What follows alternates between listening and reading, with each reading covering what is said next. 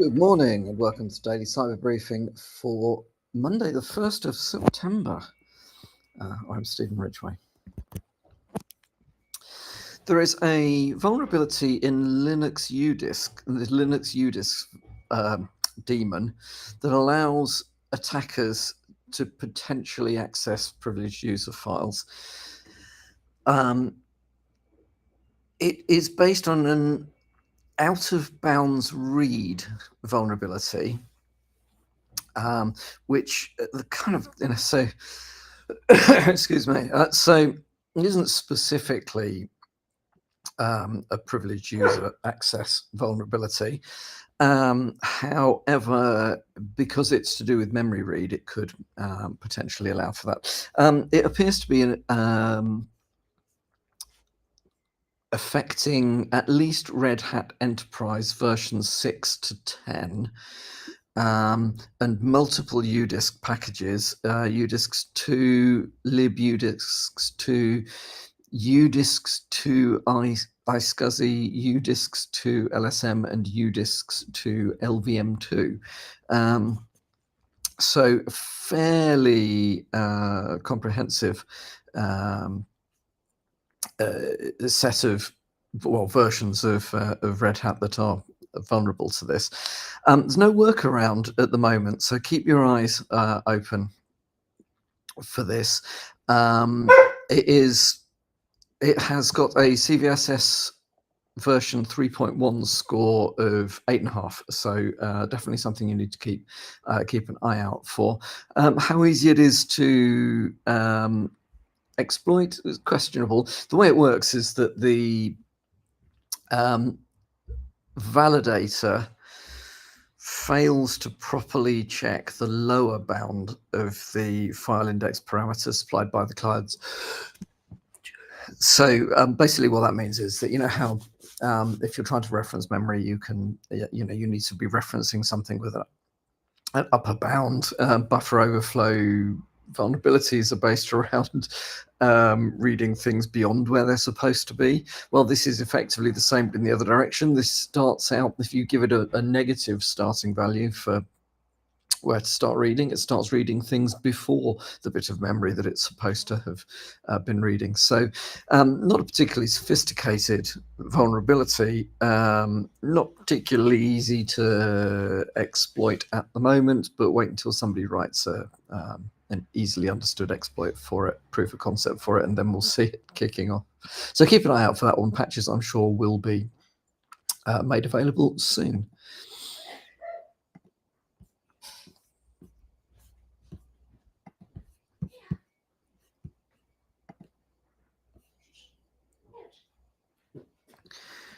Okay, and then the other article that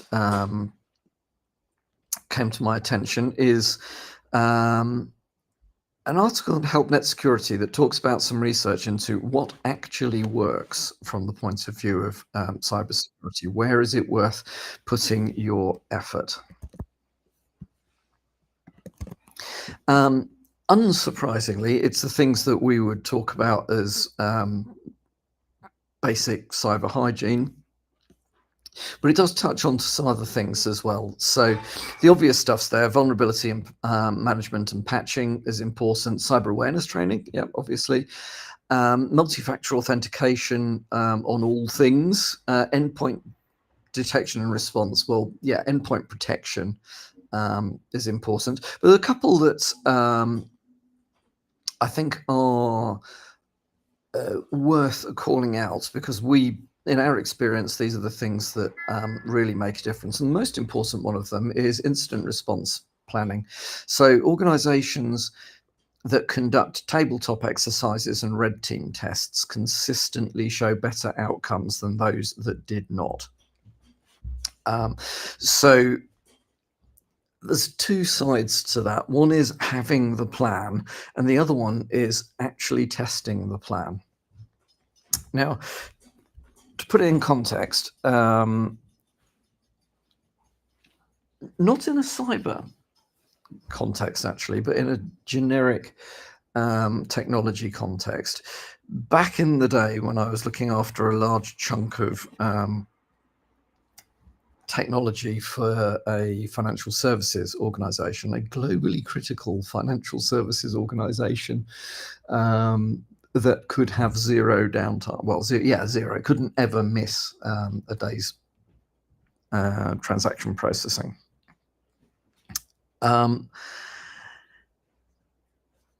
We had to be able to do disaster recovery really well. There was a lot of planning that went into it, regional disasters. We had to be able to overcome, all the everything from single component right the way up to an entire region of the world being made unavailable, and have scenarios that worked. A lot of that involved having resilient data centers, but being able to move the systems, file over the systems from one data center to another data center. This is in the era before cloud, right?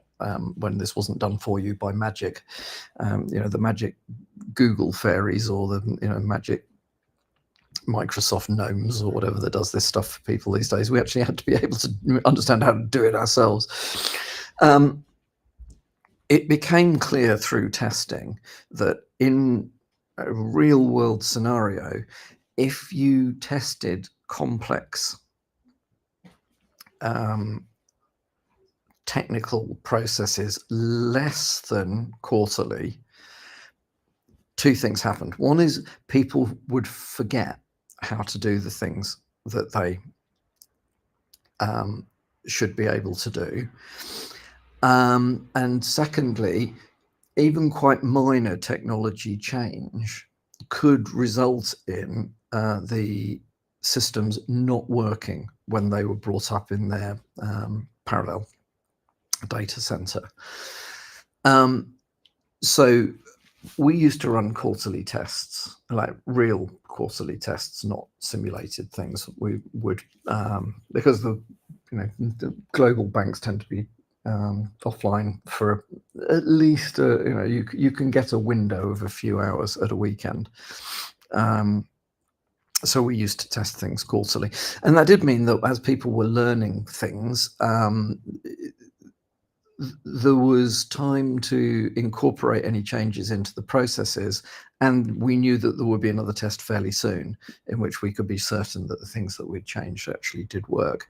So that also encouraged people to, rather than wing it, actually use the documentation, because the documentation was seen as being live. Which is quite a terrible phrase. It was living documentation.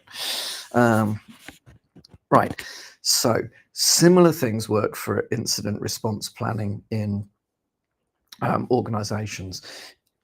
Tabletop exercises are more common than actual simulated events, mainly because everybody's too scared, but that's another matter.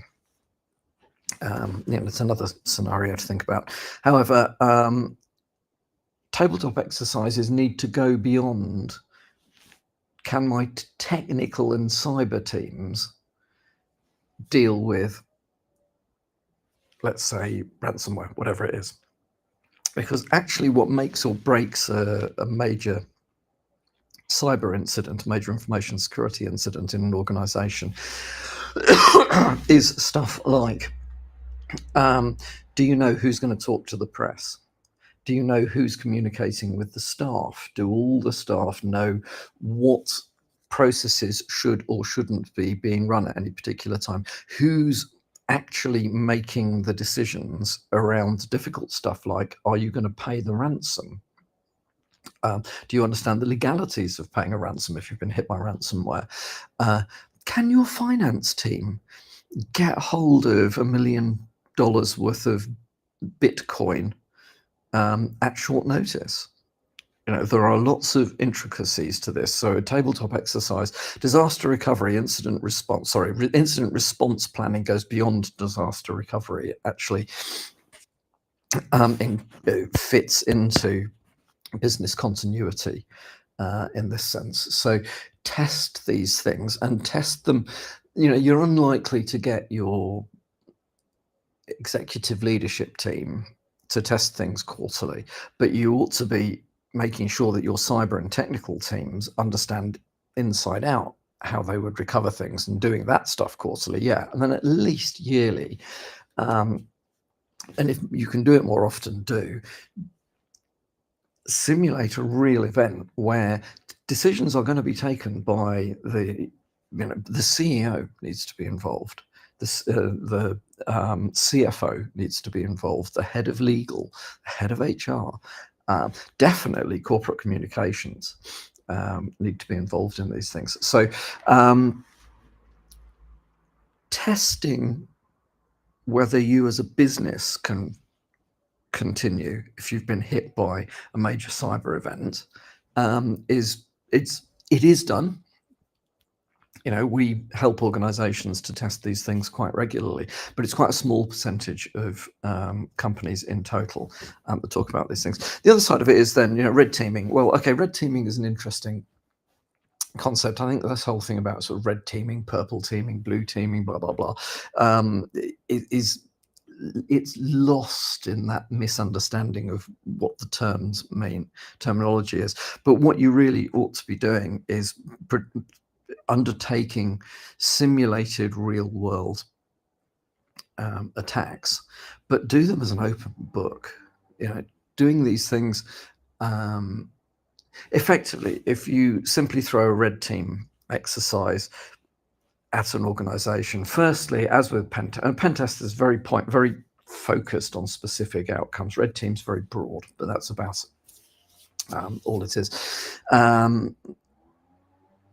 If these things are being done without the defenders being aware of them, all you're going to find out is that you're testing people who haven't been properly prepared for things. You can do a load of preparation, but it's all theoretical as to whether your technical controls actually work or not until you test them. Well, what you're trying to test is not, can it be broken? Because the answer is it can be broken. Whatever it is, somebody can break it. What you really need to be testing is stuff like, did I see it? Could I identify it? Did my processes for containment actually work? So you're actually looking at, could I detect it? Could I contain it? Could I eradicate it? Could I recover from it? Well, just think back. If you were going to go and sit in my case, O levels, or these days GCSEs, would you rock up having spent 4 years of preparation not preparing and then wonder why you failed the exam, right? It's literally like that. You need to spend your time working out, would I actually be able to identify real world, the TTPs of most likely adversaries? Could I identify them? Let's test that. Did I identify them? So very interesting. Incident response planning, so tabletop exercises and adversary emulation stuff, what they call red teaming, you could call purple teaming, you can call it any bloody color you want.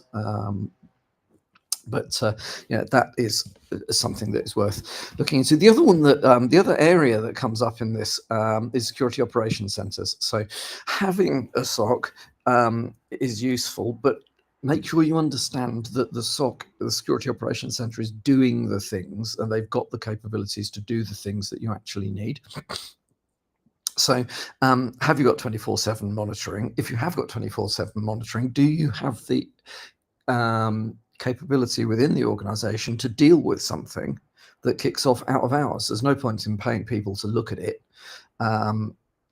if all they can do is look at it, and you come in at 9 o'clock in the morning to a text message saying, by the way, overnight everything was taken down by ransomware.